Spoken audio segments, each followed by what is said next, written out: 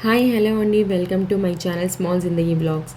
మనకు నూడిల్స్ అంటే చాలా మందికి ఇష్టం, కానీ బయట సాసెస్ వేస్తారు, అన్హెల్దీ మైదా అనేసి చాలా అవాయిడ్ చేస్తుంటాం. సో ఇలా హెల్దీగా మనం ఇంట్లోనే నూడిల్స్ ఎలా చేసుకోవచ్చో నా వీడియోలో మీరు చూసేయండి. వెజిటబుల్స్ అయితే నేను ఇక్కడ క్యారెట్, క్యాప్సికమ్ అలాగే క్యాబేజ్ తీసుకున్నాను. సన్నని స్లైసెస్గా కట్ చేసుకోవాలి. చూస్తున్నారు కదా, వీడియోలో చాలా సన్నగా కట్ చేసుకున్నాం. ఎందుకంటే మనం ఎక్కువ ఉడికించాం, వీటిని జస్ట్ అలా టాస్ చేస్తూ ఫ్రై చేస్తాం కాబట్టి సన్నగా ఉంటే కొంచెం ఈజీగా ఇదైపోతాయి అనమాట. నెక్స్ట్ ఆనియన్, పచ్చిమిర్చి కూడా తీసుకున్నాను. పచ్చిమిర్చి కూడా మనం యాజ్ ఇట్ ఈస్ బండి స్టైల్లో ఎలా కట్ చేస్తామో అలాగే కట్ చేశాను నేను. ఎందుకంటే మనకు ఆ టెక్స్చర్ ఆ ఇది ఉంటేనే మనకు ఆ ఇంట్రెస్ట్ వస్తుంది కదా, సో అలాగే. నెక్స్ట్ నేనైతే ఇక్కడ నూడిల్స్ తీసుకున్నాను. ఇవి వచ్చేసి వీట్ నూడిల్స్. మనకు మార్కెట్లో చాలా రకాల వీట్ నూడిల్స్ అలాగే మిల్లెట్ నూడిల్స్ అవైలబుల్లో ఉన్నాయి. మనకు మైదా అన్హెల్దీ అనేసి నేనైతే వీట్ నూడిల్స్ ప్రిఫర్ చేస్తున్నాను.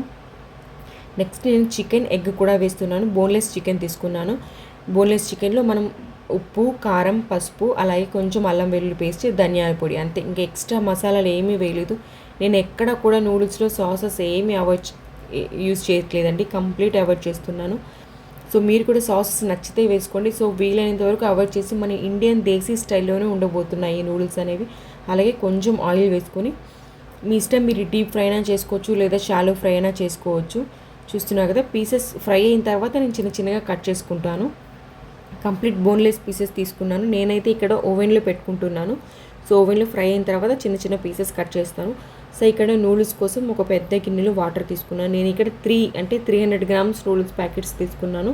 సో దానికోసం 3 లీటర్స్ వాటర్ వేసుకొని కొంచెం ఆయిల్ వేసుకొని మంచిగా వాటర్ తెరలాలన్నమాట.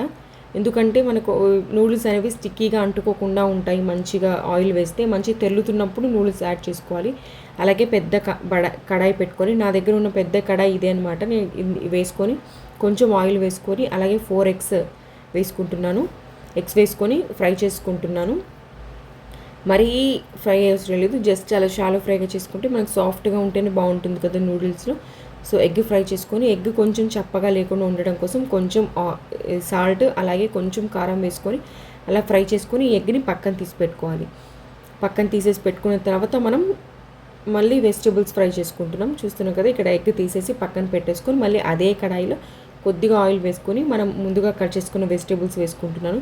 ఒక పక్క నూడిల్స్, ఒక పక్క ఇది, రెండు ప్యారలల్గా చేసుకుంటే మనకు తొందరగా అయిపోతుంది.